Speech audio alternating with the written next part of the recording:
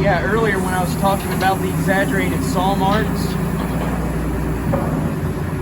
I will say that when I was talking about the increased saw kerf when you have new teeth, that's actually what does it.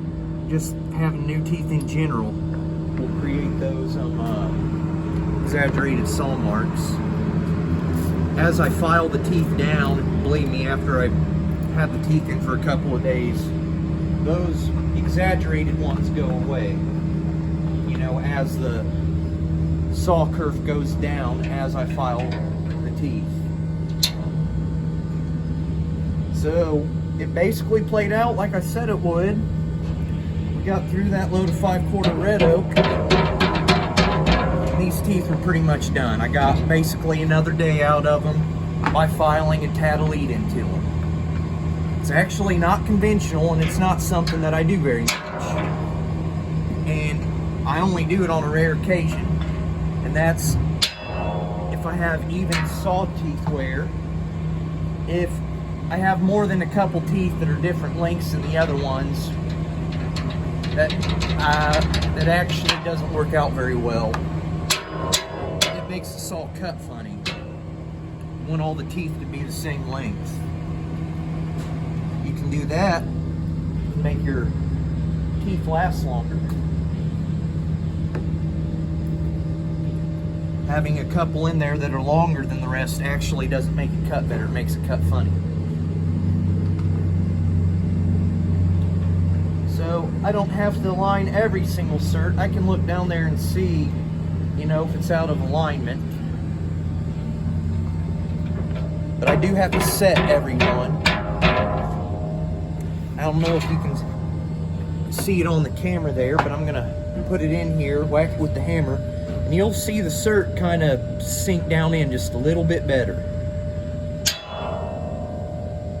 I don't know if you can see that or not, but I could. Anyways, after I get these in here, I gotta grind them. I gotta grind that chrome face off the front since they're new teeth. And I like the chrome plated ones. They just seem to last longer, in my opinion.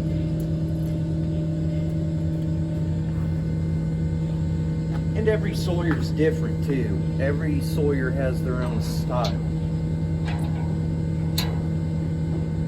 I do like making a set of teeth last as long as I can.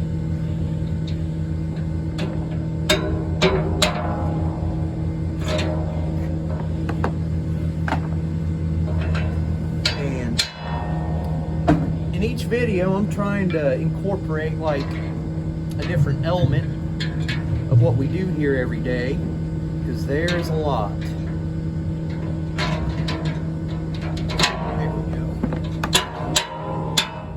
Anyways, I think that's good on this one. And okay, so I got all the new teeth in. I've got a couple of them grinded off. I'm going to quickly show you guys the difference between a tooth that's had that chrome face ground off versus one that hasn't with my flat file.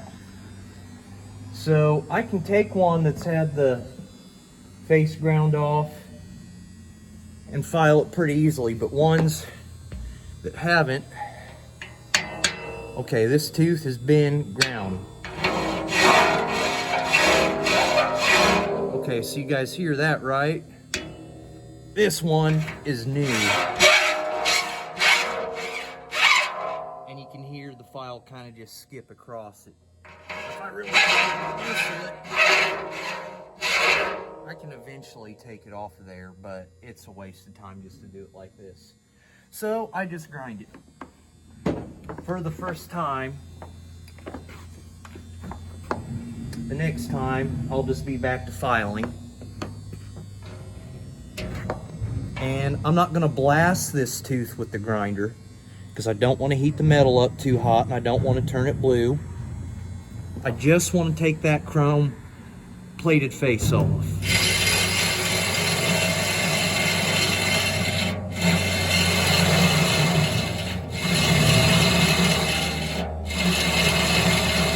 And it's kind of good to do it in bites. You don't want to turn the RPMs up all the way. I got just a hair more on the top right corner of that tooth to get.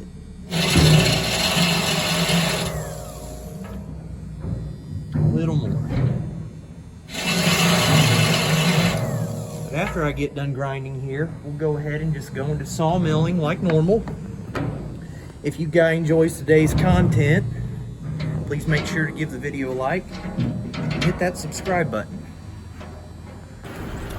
Something I'd also like to mention that I forgot to add is that when you do have those sawtooth certs that are out of alignment, that actually doesn't create those exaggerated saw marks at all. It actually does the opposite. It causes the saw to rub. When one of those certs is out of alignment, it then exceeds the tooth curve. So the tooth of that tooth cert actually isn't even going into the log as far. And the cert that's out of alignment creates space between the saw and the log. So this hard maple log is busted, so I kind of have to turn it a funny way while I'm cutting it, and I'll actually go back and address this log while I'm sawmilling in the next snippet inside the cage. But I have to do my best to cut around the busted pieces. Also, before I let you enjoy the rest of the video, make sure to share my channel with other people that you guys know would be interested in learning about circular mills. Thank you for watching.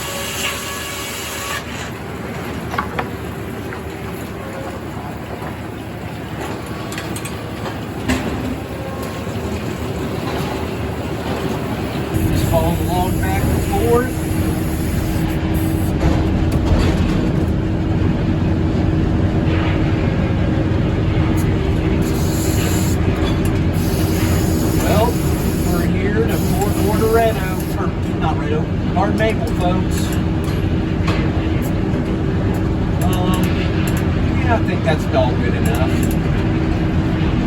Yeah, and it's not going anywhere.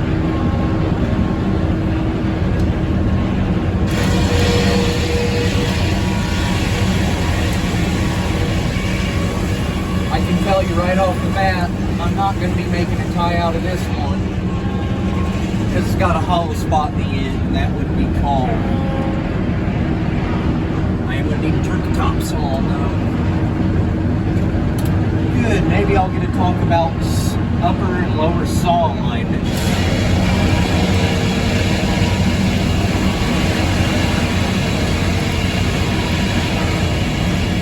That's a pretty frequent comment from whenever I'm sawing an excessively big log and I have to use the upper saw too. But here, on one that I have to turn the upper saw on, and it's a more conventional size log, you'll get to see what I'm talking about, how the feed rate's going to determine where these saw alignments are. With the top of the bottom saw and the bottom of the top saw. And it might take me a couple passes to get my feed rate down, but I'll pull it back and you'll see the lip. And I'll show you how my feed rate's going to determine that lip. See, right there, you can see it. It exists. It's not nearly as aggressive as what it was on some of those bigger logs. Oh, by the way, the green light's another thing I'm asked about quite frequently. So, while we're here, I'll address it. As you can see, it's on and it's green. And you see what we're doing, so it just means go.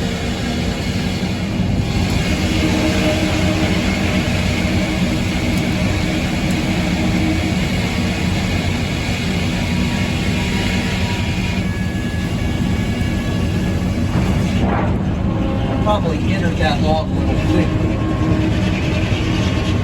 Just a hair, but that's not bad.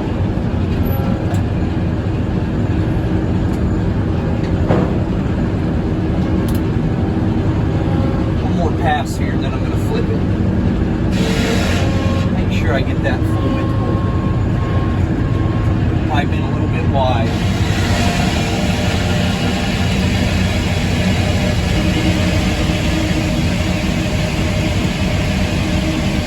There we go. Now we'll look at those lines. Not going bad.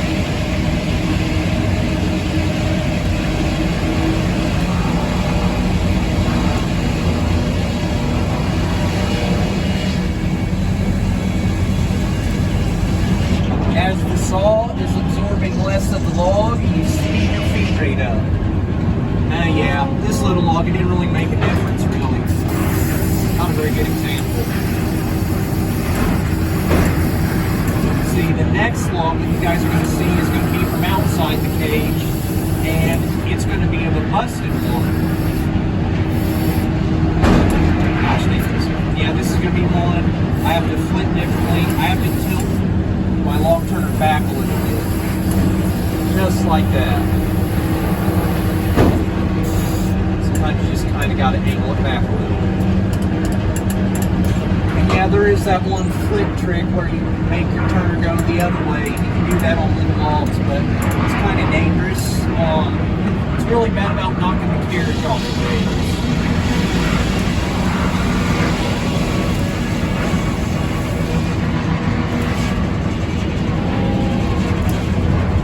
I can have a 40-inch butt log on that carriage, and the log turner will still pick the log and the 10,000-pound carriage up off the tracks.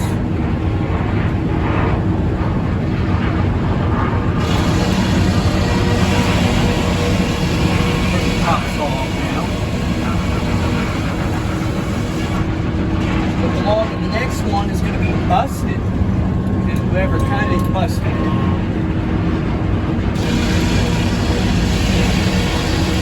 And that's the main difference between hardwoods and softwood, folks. There really is an art form to cutting hardwoods. You can't just leave a big stringy hinge all the way across, or what you'll see in the upcoming video, that's what will happen. Your boards will fall apart even if you think you didn't bust the tree. They just fall apart anyways. However, I will say, for all the folks who are cutting hardwoods that are putting huge fake notches into their faces, that's a mistake. And the feller who cut this hard maple did not do that. And he actually saved the tree. If you put a great big notch in there, folks, it ruins the tree if it busts. But if you put it on the outside and it breaks off in the sapwood, you have a string that's tore out and the split kind of goes out of the tree. That's how you have to cut it. Oh, I got a sliver in the saw. I got to shut it off. I don't know if you can see.